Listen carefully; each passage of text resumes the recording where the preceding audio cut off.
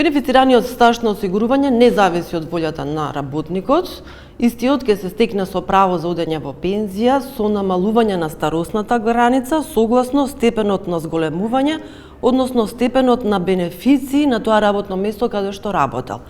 Според Законот за работни односи, во пензија се оди со наполнети 64 години, за мажот, жената може и со 62 години да оди во пензија и минимум 15 години работен стаж.